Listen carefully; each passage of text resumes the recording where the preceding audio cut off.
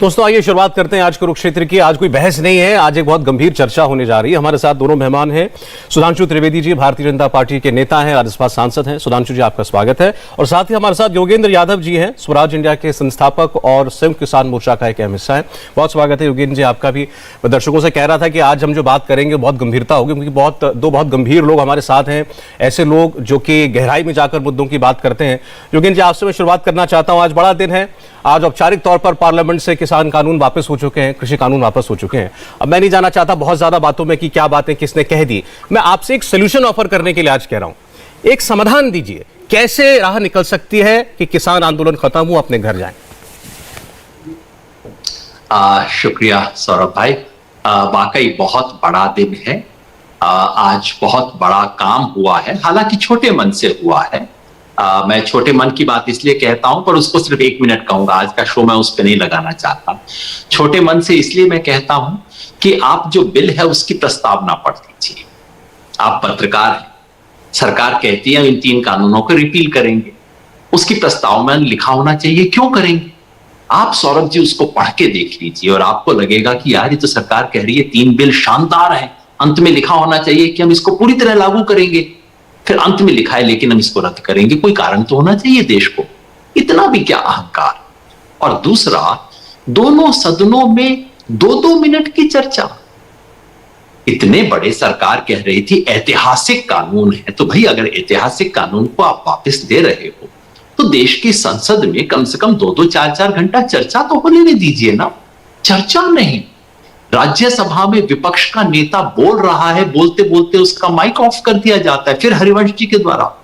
तो इतनी बड़ी चीज अगर थोड़े बड़े मन से की जाती तो बहुत सुंदर रहती। लेकिन जैसे मैंने कहा, आज के शो में मैं इस पे नहीं, कड़वाहट से नहीं बात रखना चाहता। ये बात हुई गई, चलिए छोड़िए, जिस भी मन से हुई बहुत बड़ी बात हुई।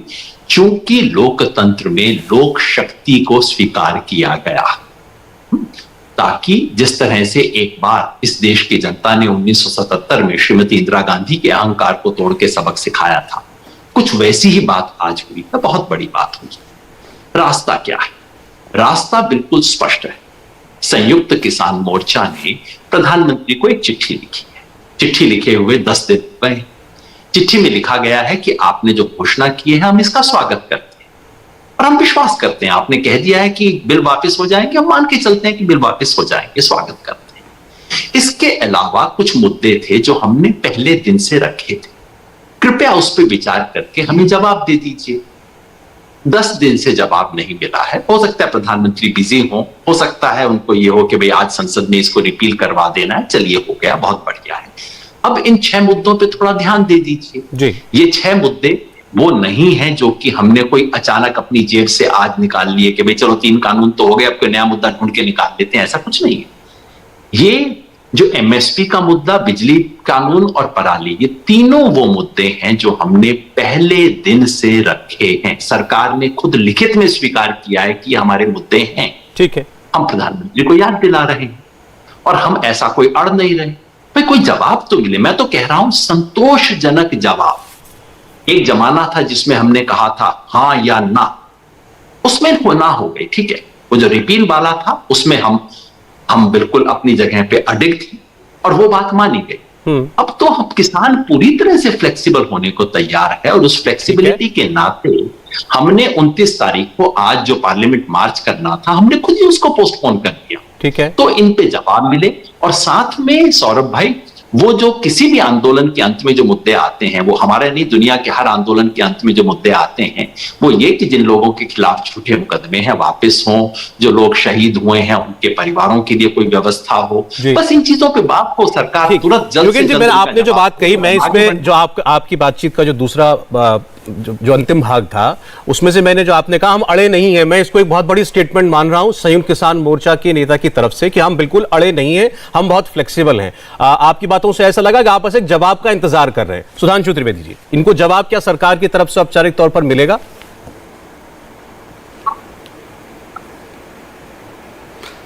देखिए, मैं बात स्पष्ट करना चाहता हूं कि सरकार ने अपनी तरफ से, प्रधानमंत्री जी ने एक उदार हृदयता का परिचय देते हुए, विशाल हृदय का परिचय देते हुए उन्होंने ये बात कही थी, जैसा अभी योगेंद्र जी ने कहा कि भाई यदि यह किसान सही थे, ये किसान के कानून सही थे, तो अंत में आपने रिपील क्यों कर लिया।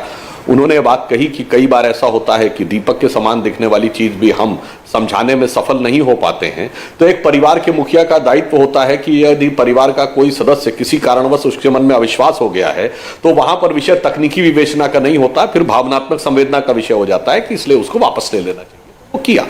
जहां जो दूसरा विषय योगेंद्र जी ने उठाया चर्चा का, तो मैं कहना चाहता हूं कि जब यह कृषि कानून आ रहे थे, चर्चा तब होती है सौरभ जी जब दो मत हो किसी चीज को ले। एक पक्ष कहे कि मेरे विचार से ये होना चाहिए, तो वो अपना पक्ष रखेगा चर्चा में। दूसरा पक्ष कहे कि मेरे विचार से ये होना चाहिए, वो अपना पक्ष रखेगा। तो जब कानून आ रहे थे तब दो मत थे, और उन दो मतों में यह संभावना थी कि किसी भी प्रकार का चर्चा हो। हम लोग चर्चा के लिए तैयार थे। अब आज मैं उस विषय पर नहीं जाना चाहूंगा कि राज्यसभा में किस प्रकार का सीन क्रिएट हुआ जो आज तक कभी राज्यसभा के इतिहास में नहीं हुआ, पर आज जब रिपील करने की बात थी तो कोई किंतु परंतु की गुंजाइश ही नहीं थी। बल्कि जब कानून बने और उससे आज तक या प्रधानमंत्री जी की घोषणा तक हमेशा यह कहा गया कि अब हम इस पे कोई तर्क वितर्क चर्चा चाहते ही नहीं है। हमारा तो सीधा एकमेव लक्ष्य है कि इसको सीधे सीधे कानून को वापस करिए। अब जब सीधे सीधे कानून वापस हो रहे हैं तो और उस पे सारा का सारा सदन सहमत है, तो चर्चा का कोई औचित्य मेरे विचार से बनता नहीं था जी। अब जो दूसरी बात उन्होंने कही कि एमएसपी और अन्य प्रकार की मांगे, तो एक तो मैं विनम्रता से कहना चाहूंगा 26 नवंबर सन 2020 को जब ये आंदोलन प्रारंभ हुआ, उससे पहले किसी भी किसान नेता का कोई भी वक्तव्य या बयान जो मोर्चा के वो हैं घटक, उनमें की साहब एमएसपी की कानूनन गारंटी होनी चाहिए। मांग यह थी कि 3 कानून विड्रॉ होने चाहिए, उसके बाद एमएसपी की गारंटी की बात आ गई। अब एमएसपी की जहां तक बात है, चूंकि योगेंद्र जी एक अत्यंत प्रबुद्ध व्यक्ति हैं, उनको यह बात पता है कि यह प्रक्रिया कोई ऐसी सिंपल प्रक्रिया नहीं कि आप सीधे घोषणा कर देंगे तो हो जाएगा। पहली बात, बाजार को सरकार नियंत्रित करे, यह व्यवहारिक दृष्टि से अत्यंत नेक्स्ट टू इम्पॉसिबल वाली चीज है। जैसे सौरभ जी, सरकार यह तो तय कर सकती कि हम इतने पे खरीदेंगे, पर हमको आपको या योगेंद्र यादव जी को बाध्य कैसे कर सकती कि आप इतने ही पे खरीदेंगे। खरीदने वाले को अच्छा लगेगा खरीदेगा, नहीं अच्छा लगेगा नहीं खरीदेंगे। तो अब अगर खरीदेंगे भी तो किस किस को खरीदेंगे। अगर हम गेहूं और किसान, देखिए मैं किसान विषय का उतना जानकार नहीं हूं, पर जितना पता है गेहूं और चावल में भी 20-20 किस्म की किस्में होती हैं, तो सबका अलग अलग मूल्य निर्धारण होगा। फिर अगर मूल्य निर्धारण होगा तो सिर्फ गेहूं और चावल का क्यों होगा, दलहन तिलहन का भी होना चाहिए। फिर इसके अलावा अगर आप देखें तो मछली वाले क्या फार्मर नहीं है क्या, पोल्ट्री वाले फार्मर हैं, फिर वो अंडे का दाम हो, दूध का दाम हो, सबका दाम तय होना चाहिए। तो इतनी सारी कमोडिटीज के दाम के तय करने के लिए सरकार ने एक कमेटी बनाई कि ठीक है अब एमएसपी पे आइए। सुधांशु जी, अभी जो आपने बातें कही हैं, ये आपने अभी इनको सुना योगेंद्र जी को, जो बात आप इनको यहां बता रहे हैं, ये संयुक्त किसान मोर्चा को सरकार की तरफ से एक औपचारिक जवाब में बता दिया जाए, तो कह रहे हम जवाब का इंतजार कर रहे हैं। हमने प्रधानमंत्री को चिट्ठी लिखी थी, ये हमारी मांगे, प्रधानमंत्री नहीं तो सरकार से कोई और हमें उत्तर दे दे। देखिए, यहीं पर मैं फिर एक बात विनम्रता से कहना चाहूं, यहां समस्या तो यही है। अब आज जैसे टिकैत जी आकर बोलते हैं, क्या टिकैत जी प्रतिनिधि हैं किसान मोर्चा? तो किसान मोर्चा कहेगा मेरा कोई प्रतिनिधि नहीं है। फिर एक पत्र जाएगा, अब पत्र में तो आपने लिख के भेज दिया, पर यदि उसके ऊपर जो आपने कहा ना, मैंने जो उत्तर दिया, कोई सीधा जवाब तो है ही नहीं ना। हम कैसे कह दें कि 22 किस्में होंगी और सबका दाम ये होगा, नहीं हो सकता, बात करनी पड़ेगी। अब बात किससे की जाए, तो कहेंगे साहब बात होगी तो सभी संगठनों से होगी। अब मैं फिर पूछता हूं, 24 संगठन है, इसमें यदि इतनी लोकतांत्रिक व्यवस्था है तो एक संगठन बता दिए इसका कोई मुखिया ना हो, जो कहता हो यदि मेरे 5000 सदस्य हैं तो 5 के 5000 बात करेंगे। अब वहां पर तो एक एक मुखिया है, यहां पर 1 2 3 कोई भी लोग हों। जैसे योगेंद्र जी अन्ना आंदोलन में थे तो अन्ना नेता थे ना उसके, फिर जो बात होगी जो अन्ना कह देंगे एक बार वो फाइनल हो जाएगा, जहां तक भी बात होगी। जब टिकैत साहब महेंद्र सिंह टिकैत जी थे तो वो नेता थे, जब चौधरी चरण सिंह जी थे वो नेता थे, मैं पुराने जमाने से चला जाऊं तो सरदार पटेल तक। ठीक है सर। तो एक व्यक्ति कहीं पर कोई हो तो जिससे बात हो कि भाई अब ये फाइनल बात करेगा और जो बात कहेगा। नहीं वैसे तो देखिए, नहीं लेकिन इसमें सुधांशु जी ये भी बात फिर कही जाएगी कि आप ही की सरकार इनसे 11 राउंड की बात कर चुकी है, तो आपने इनके संयुक्त नेतृत्व से उस वक्त बात करी थी। बहरहाल आपने जो बात उठाई है, मैं योगेंद्र जी के पास लेना चाहता हूं, एमएसपी की वायबिलिटी कानून की, उस पर योगेंद्र जी बाद में, पहले ये जो आप डायलॉग की बात करें उस पर जो जवाब सुना उसका उत्तर दीजिए। मुझे अच्छा लगा कि एक गंभीर चर्चा हमारी हो रही है। मैं फिर स्पष्ट कर दूं, मैंने कहा संतोषजनक जवाब। मैं ये नहीं कह रहा हूं कि 100% हमारी बात नहीं मानी तो हम कुछ नहीं करेंगे, नहीं, मैं तो कह रहा हूं संतोषजनक जवाब मिले। आप कह रहे हैं त्रिवेदी जी किससे बात करें? सर, जिससे आप 11 राउंड बात कर चुके हैं, जिसको आप लंबी लंबी चिट्ठी भेजा करते थे, जिनको आप विज्ञान भवन में आमंत्रित किया करते थे, जिनके बारे में जिनको आप खाना खिलाया करते थे, उन्हीं से बात कर लीजिए ना। हम क्या आपको नई बात कह रहे हैं? मैं तो बहुत हैरान हूं, अब आपको लगता है किसी से बात करने वाला नहीं बचा। मैं इस बात से भी हैरान हूं कि आप कहते हैं कि संसद में चर्चा की इसलिए जरूरत नहीं क्योंकि संसद में एक मत है। एक मत है, ये जानने के लिए भी चर्चा होती है ना? और क्या ये इस देश में नियम बन गया है कि जिस कानून के पक्ष में, मान लीजिए सत्ता पक्ष और मुख्य पक्ष, मान लीजिए दोनों उस कानून का समर्थन करते हैं, तो क्या वो 2 मिनट में पास हो जाया करेगा? क्या ये संसदीय इतिहास में कोई नई चीज हो रही है इस वक्त? और क्या इस पे चर्चा, क्या देश को ये जानने का अधिकार नहीं है कि आखिर इन ऐतिहासिक कानूनों को रिपील क्यों किया गया? सुधांशु जी, आप अपने मुख से जो बात कह रहे हैं वो बात दरअसल बिल में लिखी हुई नहीं है। अगर बिल में यही लिखा होता जो प्रधानमंत्री ने बोला है, आप शायद देख नहीं पाए, आप पढ़िएगा उस बिल की प्रस्तावना में क्या लिखा है। हास्यास्पद है वो।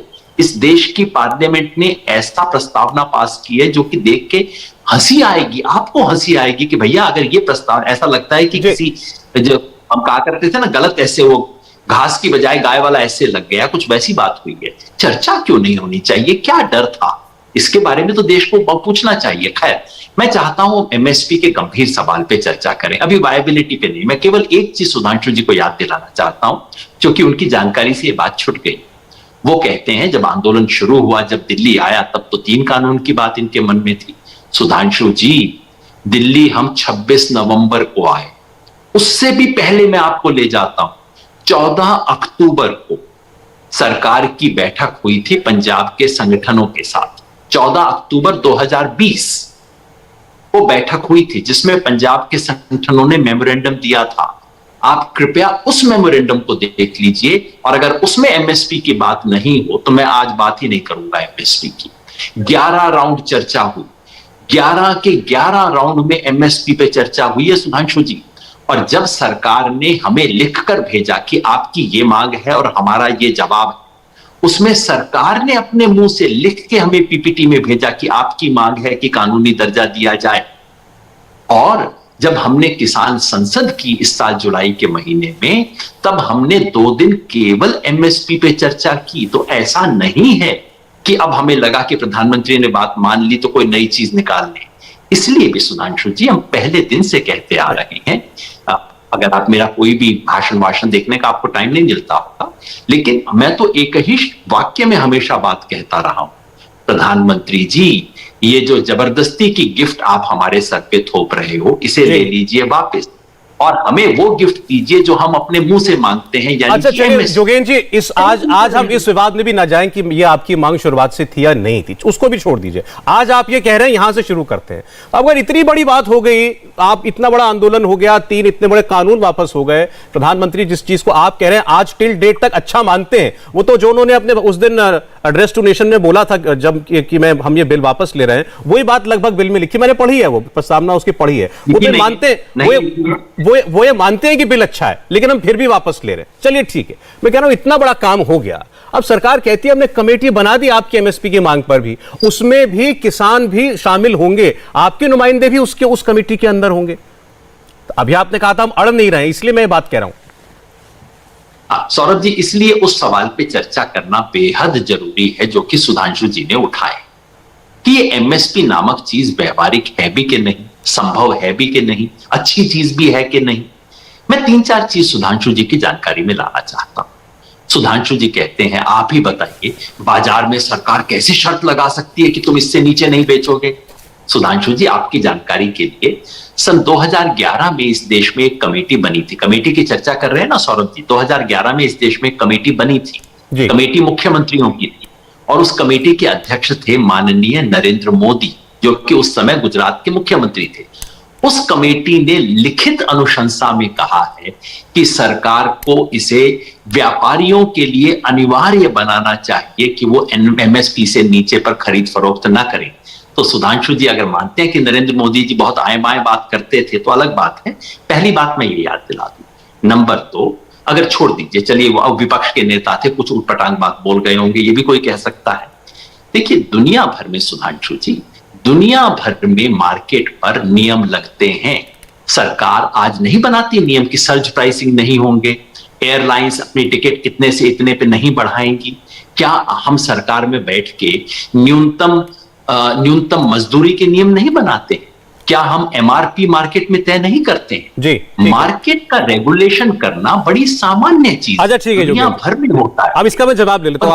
आपने जो भी बात कही है कि ऐसा नहीं है कि ये अभी नहीं होता और बड़ी बड़ी निराली बात कोई किसान मांग रहे हैं, सुधांशु जी। हाँ, अब मैं बात का क्रमवार जवाब देता हूं। योगेंद्र जी ने कहा, योगेंद्र जी यदि हम 26 नवंबर 2020 से पीछे के बयानों में जाएंगे तो अकाली दल ने स्वागत किया था।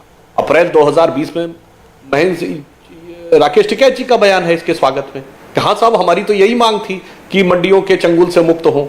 तो अगर हम पीछे के बयान जाएं तो फिर सारे बयानों को मिलाकर देखें। दूसरी बात जो आपने एमएसपी की बात कही, तो मैं यह भी कहना चाहूंगा, हो सकता है अन्य किसानों ने उसको देखा हो ना देखा हो, पर चूंकि आप एक अत्यंत प्रबुद्ध व्यक्ति हैं, डॉक्टर स्वामीनाथन कमेटी की रिपोर्ट में जहां एमएसपी का उल्लेख है, यदि आप जाकर उसे देखें, वॉल्यूम 3 में पेज नंबर 142 पे उन्होंने लिखा है कि जो एपीएमसी के तहत चल रहा है विषय, ये किसानों के लाभ के लिए बनाया गया था, पर actually now it is harming the interest of farmer. और उन्होंने ये लिखा है कि गेहूं और चावल पर एमएसपी बंद कर देनी चाहिए, डाइवर्सिफाइड फसलों पर देनी चाहिए, वो किसानों का कल्याण होगा। और यहां किसानों की सारी मांग है कि गेहूं और चावल पर ही एमएसपी होनी चाहिए और वह बाजार से नियंत्रित होना चाहिए। ठीक, अब मैं यहां पर एक और बात आपसे कहना चाहता हूं। तो हमसे और आपसे ज्यादा ही जानकार हैं डॉक्टर स्वामीनाथन, और बहुत विशद गहन अध्ययन करने के बाद उन्होंने यह बात लिखी। दूसरी बात, एमएसपी कहते हैं मिनिमम सपोर्ट प्राइस, और एमआरपी क्या है? Maximum retail price. आपने बिल्कुल सही कहा, सरकार यह तय कर सकती है कि आप इससे ऊपर नहीं जा सकते। सरकार यह कह दे इससे नीचे नहीं जा सकते, तो खरीदने वाला नहीं खरीदेगा। आप उसको यह कैसे बाध्य करेंगे कि आपको खरीदना? उदाहरण देता हूं, अगर कानूनन विषय हो जाए, जैसे आप कोई मोबाइल खरीदने जाएं, हम और आप, 25,000 रुपए का मोबाइल हो, उसकी केवल पन्नी फटी हुई हो, हम में आप में से कोई 25,000 का खरीदेगा? नहीं खरीदेगा। हां, यह होगा कि भाई पन्नी नहीं है तो 2-3 हजार कम कर लो, 20-21 रुपए का खरीद लो। पर यदि यह कानून बना हो कि 25,000 से नीचे नहीं बेच सकते, तो बेचने वाला तो बेचारा मर गया, क्योंकि उसका 25,000 का सामान डब्बा हो गया, क्योंकि अब तो उसका कोई दाम ही नहीं है। अब ये जो एग्रीकल्चर प्रोडक्ट्स हैं, इनके अंदर जब आप कीमत तय करेंगे तो क्वालिटी के साथ तय करेंगे। जैसे मान लीजिए 22 कैटेगरी के धान है, तो एक देहात में कहावत होती, सबे धान 22 पसेरी, तो ऐसा नहीं हो सकता। जैसे ही आप क्वालिटी तय करेंगे और उसमें मान लीजिए मॉइस्चर कंटेंट बढ़ गया, अब खरीदने वाले ने कहा साहब हम तो नहीं खरीदते इतने रुपए पे, अब आप कैसे कहेंगे नहीं तुम्हें खरीदना पड़ेगा? साहब ये क्वालिटी नहीं, हम नहीं खरीदते। तो बेचने वाला क्या करेगा? आज आप कहते हैं छोटा किसान मंडी में लेके जाता है और मंडी वाले उसका एक्सप्लॉयटेशन ये करते हैं कि वो वहां कह देते हैं स्टॉक नहीं है, फिर दलाल बाहर आकर कहते हैं कि तुम हमको दे दो, और कम दाम पे खरीद लेते हैं। अब तो दलाल बाहर आकर ये कहेगा कि भाई तेरा तो कूड़ा हो गया, क्योंकि अब तो खरीदा ही नहीं जा रहा है। चलिए ठीक है, इतने दाम तो कोई देने को तैयार नहीं है। अब तो कहता था 100 रुपए का 80 ले लो, अब तो कहेगा 20 रुपए भी ले लो तो बहुत है। अच्छा, अभी तो थोड़े ये आप सोचिए कि मैक्सिमम प्राइस सरकार तय कर सकती है, मिनिमम, और वो खरीदने पे बाध्य कैसे कर? अच्छा, वैसे इन्होंने सुधांशु जी इन्होंने अपनी बात में भी आपको उदाहरण बताया, उसके अलावा न्यूनतम मजदूरी की बात भी कही कि सरकार ने यह भी तो कह रखा है कि देश में अगर कोई भी किसी से काम करवाएगा तो उसको इतना पैसा देना पड़ेगा, तो ऐसा ही कर ले। बहरहाल आपकी बात का मैं उत्तर लेता हूं इनसे। दो उदाहरण आपके लिए रख रहा हूं जो भी हाल में आए हैं योगेंद्र जी। आप सुनिए, नहीं एक बात और कह दूं। अच्छा चलिए ठीक, सुनिए सौरभ जी, बोलिए एक लाइन और कह दूं। बोलिए। जैसे आपने कहा मजदूरी में केस एकदम अलग है, वहां न्यूनतम तय होगा कि आपको इतना पैसा देना पड़ेगा, आप अधिकतम नहीं तय कर सकते। अधिकतम तय करेंगे तो मार्केट खत्म हो जाएगा। कोई बहुत अच्छा प्लम्बर है, वो कहेगा मुझे 350 नहीं, मुझे 500 चाहिए, मेरा काम इस लायक है, लोग देते हैं। 500 क्यों, 1,000 रुपए भी देंगे उसको, जरूरत पड़ने पे। तो वहां पे आप अधिकतम लगाएंगे तो क्वालिटी खत्म हो जाएगी। अच्छा, चलिए, पर ठीक है। मूल्य में यदि आप न्यूनतम लगाएंगे तो आप खरीदने वाले को बाध्य नहीं कर सकते। वो अच्छा, कहेगा, ठीक। मैं खरीदूंगा। अभी हरियाणा के मुख्यमंत्री खट्टर साहब की मुलाकात प्रधानमंत्री से भी हुई थी और उसके बाद उन्होंने मीडिया से बात की तो उन्होंने ये कहा कि एमएसपी पर कानून मुमकिन ही नहीं है। अब ये मुख्यमंत्री कह रहे हैं, उनके अपने राज्य में भी आंदोलन है और काफी तेजी के साथ आंदोलन चल रहा है। और उन्होंने ये कहा योगेन जी कि अगर मान लीजिए जैसा योगी अभी ये सुधांशु जी कह रहे हैं कि आपने इतने दाम तय कर दिए, इससे कम में नहीं खरीद सकते, नहीं बिक रहा, किसान का सामान, किसान की फसल नहीं बिक रही है, तो कौन खरीदेगा? सरकार को खरीदनी पड़ेगी। वो कह रहे हैं सरकार नहीं खरीद सकती, वहां पर इतना पैसा ही नहीं है। सौरभ भाई, जैसा सुधांशु जी ने कहा कि वो खुद कृषि से इतना परिचित नहीं है, इसलिए मैं इसका बुरा नहीं मानूंगा, लेकिन दो चार चीजें बता दूं। सुधांशु जी, दुनिया में कोई भी ऐसा नहीं कहता कि आप सड़ा गला माल के लिए न्यूनतम कीमत तय होती है। आप थोड़ा सा अगर देखेंगे तो आप पाएंगे कि FAQ नामक चीज होती है, फेयर एंड एवरेज क्वालिटी, सरकार की तरफ से। और आज की बात है, कोई पहले की बात नहीं कह रहा, मैं कोई सिद्धांत की बात नहीं कह रहा। सरकार हर साल इसकी एक डिटेल्ड गाइडलाइन इशू करती है कि कैसा धान खरीदा जाएगा, कौन से वाली मूंग खरीदी जाएगी, उसका कैसा रंग होगा तब खरीदा जाएगा। जब तक वो क्वालिटी के एक प्रतिमान को नहीं करती तब तक MSP लागू होता ही नहीं है। पूरे देश का नियम है, इसमें क्यों ऐसी चीजों पे बहस कर रहे हैं जो बड़ी सामान्य बातें हैं। ठीक है। नंबर 2, ये कहना कि मैं तो इसका उदाहरण लेबर का और इस सब का केवल इसलिए दे रहा था कि खुले बाजार में दखल देना सरकारों का काम है, पूरी दुनिया में दिया जाता है। जब आपका कोई नैतिक सिद्धांत होता है, आपकी कमिटमेंट होती है, उसको लेके आप इंटरवीन करते हैं। अब असली सवाल यह है कि सरकार कैसे कर सकती है। बिल्कुल ठीक पूछा, क्योंकि सुधांशु जी के मन में है सरकार एक ही तरीके से इंटरवीन कर सकती है कि सरकार व्यापारियों का गला पकड़ ले कि तुम इससे कम पे नहीं खरीदोगे। मैं बिल्कुल सहमत हूं, इससे नहीं हो सकता।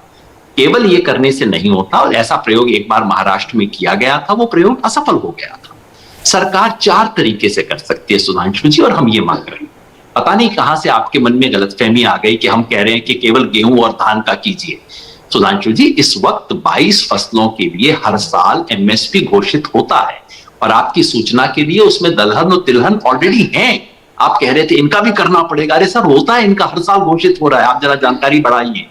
लेकिन सवाल यह है कि सरकार इसे कैसे लागू करवा सकती है। जहां यह सवाल आता है कि इसको कैसे लागू करवाया जाए, उसके बारे में 4 विकल्प। नंबर 1, सरकार जितनी आज खरीद करती है उससे अधिक खरीद कर सकती है।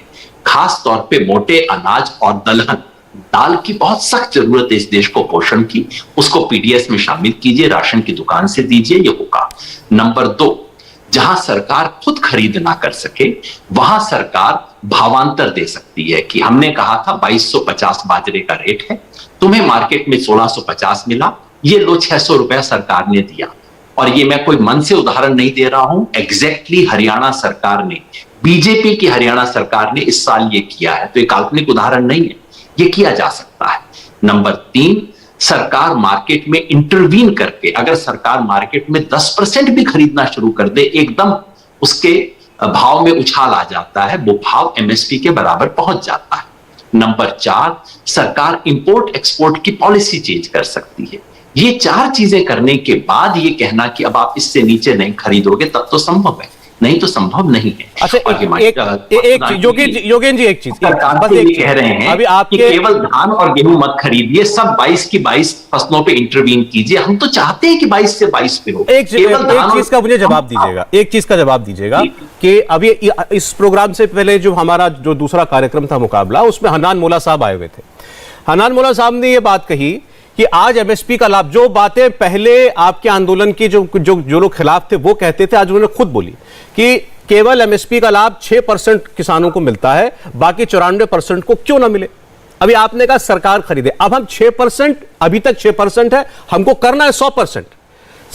ये अनिल घनवत साहब एक्सपर्ट हैं, मुझे नहीं पता आप उनके बारे में क्या राय रखते हैं। उन्होंने कहा सरकार रखेगी कहां पर, 41 लाख टन कैपेसिटी है सरकार की स्टोरेज की, ऑलरेडी 110 टन इन्हीं बातों के लिए कि किसानों से खरीदना है, ऑलरेडी 110 टन खरीदती है, जिसमें से न जाने कितना अनाज ओपन में रहता है, वो पानी में जाता है, वो खराब हो जाता है, सड़ जाता है, बेकार हो जाता है। अब आप बात कर रहे हैं पूरे देश में सरकार खरीद करे, कहां रखेगी सरकार, क्या करेगी उसका? सौरभ जी, इसीलिए मैंने वो बारीक अंतर किया, शायद अब मैं अपनी बात समझा नहीं पाया, मैं दोहरा देता हूं। सरकार के द्वारा प्रोक्योर किया जाना और सरकार के द्वारा किसान को दाम सुनिश्चित करना, ये दो अलग चीजें हैं। मैंने आपको हरियाणा का उदाहरण दिया। हरियाणा सरकार ने इस साल कहा कि देखिए बाजरा हम खरीदेंगे नहीं, हमें स्टोर करने के झंझट में नहीं फंसना, ये सब नहीं करेंगे, हम तो सिर्फ देखेंगे कि, लेकिन हमारी जिम्मेवारी है कि किसान को 2250 रुपए मिले, क्योंकि सरकार ने एमएसपी घोषित किया है। तो हरियाणा सरकार ने कहा किसान को मार्केट में कितना दाम मिल रहा है, सरकार ने कहा 1650 मिल रहा है। वो गलत था, एक्चुअली उससे कम मिल रहा था, पर उसे भूल जाएंगे। ठीक है। तो सरकार ने कहा कि ठीक है, बाकी 600 रुपए हम किसान के बैंक में अकाउंट में ट्रांसफर कर देते हैं, हुई बात खत्म। तो ये राज्य सरकारें करेंगी ना, ये काम राज्य सरकारें करेंगी ना योगेन जी, अगर मैं आपकी बात सही समझ रहा हूं तो। ये मैं हरियाणा का उदाहरण दिया, बाकी कई चीजें हैं जिसके अंदर केंद्र सरकार इसके लिए राज्य सरकारों को पैसा देती है।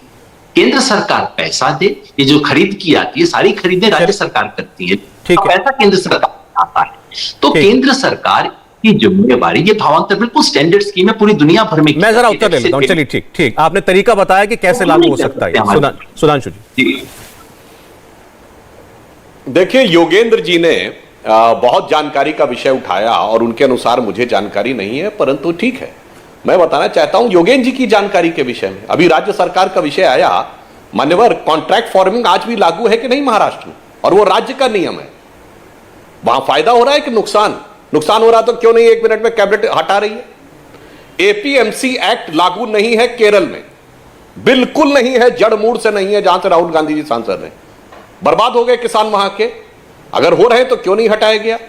पंजाब में 5 साल जेल में डालने का विधान है, पर वो नहीं हटाया गया। चलिए ठीक है, अब आपने एमएसपी के ऊपर बहुत बताया, हम तो कह रहे हैं गारंटी देने को तैयार है, सरकार लिखित वचनबद्धता देने को तैयार है, परंतु आप कह रहे हैं संसद से कानून बने कि इतने का दाम होना चाहिए। जनाब, हम और आप जो रुपया लेते हैं 100 रुपए का नोट, वो संसद का कानून है, सरकार की लिखित गारंटी है। उस पर लिखा रहता है रिजर्व बैंक के गवर्नर का हस्ताक्षर कि मैं धारक को 100 रुपए देने का वचन देता हूं। यह संसद का कानून नहीं है। तो कल के दिन आप कहिए हमें 100 रुपए का नोट नहीं स्वीकार है। संसद कानून बनाएगी नियम, अगर इसके ऊपर मूल्य पर, तो जब मूल्य परिवर्तित होगा तो कानून परिवर्तित होगा, नहीं होगा ना, तो आखिर में कमेटी बनानी पड़ेगी जो परिवर्तित मूल्यों के हिसाब से हर फसल के समय यह तय करेगी कि इसका मूल्य क्या होना चाहिए जी। अब तीसरी बात आपने स्वयं बोल दिया कि सरकार ने कहा ना कि 650 रुपए में एक्स्ट्रा दे रहा हूं, आम आदमी को कैसे फोर्स करेगी। और जब आप एमएसपी सारी फसलों पे देंगे तो फल और दूध पे क्यों नहीं देंगे। तो दूध और फल तो रोज कंज्यूम होने वाली चीज है, वो कहां पे स्टोर की जाएगी और किसको दी जाएगी। आपके सामने अमूल का इतना बड़ा उदाहरण है, वो क्या हुआ, पहले केवल कोऑपरेटिव जब खरीदती थी सरकार, तो जिसके घर में बच गया थोड़ा बहुत वो बेकार हो जाता था। अब उन्होंने जाके घर घर से प्राइवेटली कलेक्ट करना शुरू किया, तो 1 लीटर 2 लीटर जिसका बचा तो बहुत कुछ हो गया। और किसानों के बारे में आपको अधिक जानकारी है जनाब, जो अभी सौरभ जी ने कहा 4% लोगों को मिल रहा, वो तो अलग विषय है। 86% किसान तो ऐसे हैं जो सिर्फ अपना ही कंज्यूम कर लेते हैं, उन्हें लगभग मार्केट में जाने की जरूरत ही नहीं पड़ती है। तो अब यह भी स्पष्ट होना चाहिए कि यह लड़ाई 86% किसानों की है या 16-14% किसानों की है या 4% किसानों की है जी, जो हरियाणा और पंजाब। अब सुधांशु जी क्योंकि समय कम रह गया, थोड़ा सा क्योंकि हमने ये बात कही थी कि समाधान हो, मैं इतनी बात, क्योंकि अब समय हमारे पास लगभग 5 मिनट का है। अब देखिए इतनी बातें हम यहाँ टीवी पर कर रहे हैं और इतनी बारीक इतनी गहराई में जाकर के बात हो रही है। एक बार इनको बुला लें, इन लोगों से 11 बार मिल चुके हैं, एक बार इनको बुला करके इनके सामने बैठ करके बात कर लें और उसके बाद फिर बताएं। और फिर देखिए, अब आपने परिचय दे दिया इस बात का कि आप, ऐसा नहीं है कि इनफ्लेक्सिबल है। अब अगर ये अड़ेंगे तो फिर इनके खिलाफ जनता का जो मन है वो जाएगा। तो आप आके लेकिन इनसे मिलिए तो एक बार।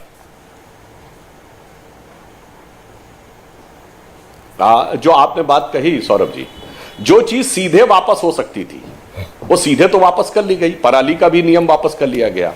अब इतना तो योगेंद्र जी भी सहमत हैं कि एमएसपी के बारे में तो तमाम गुणा भाग लिखा पढ़त के साथ बातचीत होगी ना, ठीक है। तो अब उस बातचीत के लिए तो कमेटी बनेगी। मैं विनम्रता से कहता हूं वो कमेटी में मार्केट एक्सपर्ट भी होंगे, एग्रीकल्चर एक्सपर्ट भी होंगे, स्टैटिस्टिकल भी होंगे, इकोनॉमी सर्वे वाले भी होंगे, उसमें सिर्फ किसान नेता नहीं होंगे, ना सिर्फ राजनेता होंगे। तो मानी हुई बात है, अंततः समाधान तो उस जगह से निकालना पड़ेगा। ठीक है, ये तो नहीं हो सकता ना कि सीधे आप कह दीजिए कि इतनी एमएसपी कर दी गई। एक कोई चीज हो तो हो जाता कि भाई इस चीज का दाम इतना फिक्स कर दीजिए, एक बार वो बात मानी जा सकती थी। चलिए वो पर सारी चीजों का सारा दाम फिक्स कर दीजिए, और जब हम, जैसे योगेंद्र जी ने कहा 22 चीजों का होता है, जब हम 22 पे अटेंगे तो 2200 तक की बात आएगी ना, फिर हर चीज का हमें एमएसपी तय चलिए, करना अच्छा ठीक है। पड़ेगा। अब मैं योगेंद्र जी, अंडे का भी होना चाहिए, पोल्ट्री का भी होना चाहिए, ठीक है, दूध ठीक का है, भी होना चाहिए, मक्खन का भी होना चाहिए। वो एक जटिल विषय है, ये तो हम सब समझ रहे हैं। आप योगेंद्र जी, और मैं एक लाइन और कह दूं, दुनिया में कोई एक देश बताइए जहां संसद से बने कानून से दाम तय होते। अच्छा चलें, ठीक ठीक, उस पर हमने मुझे लगा काफी बात कर ली है। अब योगेंद्र जी, मुझे आप जरा, जैसे आप मिनिमम सपोर्ट प्राइस की बात कर रहे हैं, ऐसी अपनी न्यूनतम मांग बता दीजिए। न्यूनतम इतना कर दे हम चले जाएंगे। आपने 6 बोली थी, 6 मेरे पास लिखी है न्यूनतम। हमने जो बात चिट्ठी में लिखी है भाई, वो न्यूनतम की न्यूनतम है। दुनिया का कौन सा आंदोलन है जो कह दे कि हमारे हजारों किसानों पे केस है लेकिन हम उनको टाटा बाय बाय करके जाए? ऐसा आंदोलन दुनिया का देखा है आपने कभी कोई? 700 हमारे किसान शहीद हो गए। हम कह रहे हैं उनके परिवारों के लिए कुछ व्यवस्था हो। क्या आंदोलन के लिए न्यूनतम ये नहीं होना चाहिए? और ये जो एमएसपी का सवाल है, ये बिल्कुल सही कह रहे हैं सुधांशु जी, विशद है, जटिल है, किसी ना किसी स्टेज पे कमेटी बनेगी, बिल्कुल सही बात है।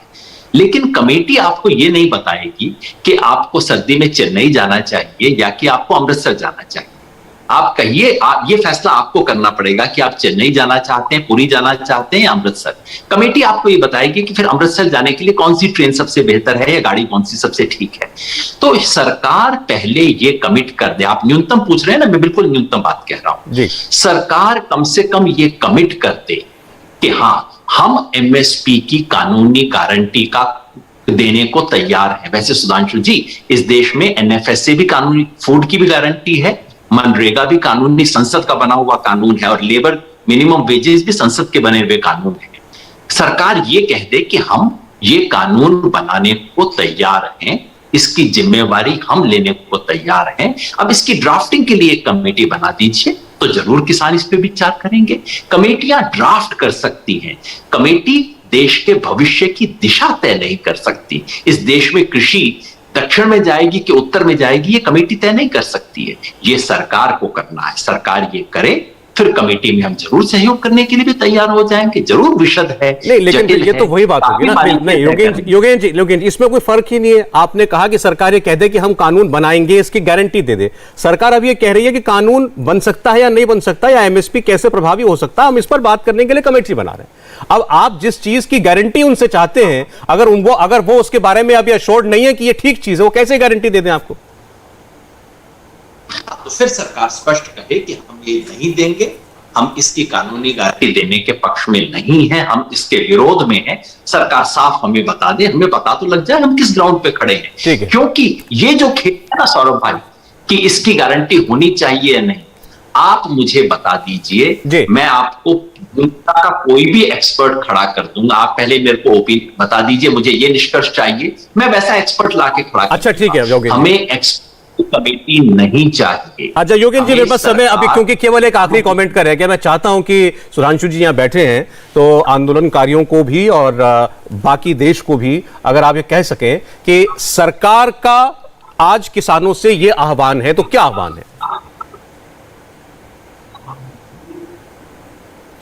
देखिए, मैं एक तकनीकी बात स्पष्ट कर दूं, जो बात योगेंद्र जी ने उठाई। मनरेगा संसद से बना कानून है, पर न्यूनतम मजदूरी एग्जीक्यूटिव ऑर्डर से तय होती है, वो हर बार संसद में नहीं आती है। तो एमएसपी लेंगे, सरकार इसके लिए तैयार है, पर एमएसपी का मूल्य संसद से नहीं बन सकता। इसीलिए मैंने कहा था, दुनिया का कोई देश बताइए जहां किसी प्रोडक्ट का मूल्य बाजार में संसद के कानून से तय होता हो। जी ठीक। इसलिए वो हमेशा सरकार के आदेश, और जैसे लोग सरकारी नौकरी करते हैं तो नौकरी की शर्तें सरकार तय करती है, परंतु उसका वेतनमान क्या होगा संबंधित सुधांशु जी, समय बिल्कुल समाप्त हो गया। अब आप क्या कहना चाहते हैं योगेंद्र जी से, क्या कहेंगे? ये अब ये समझाएं लोगों को, घर जाएं, यानी 10 सेकंड है बस।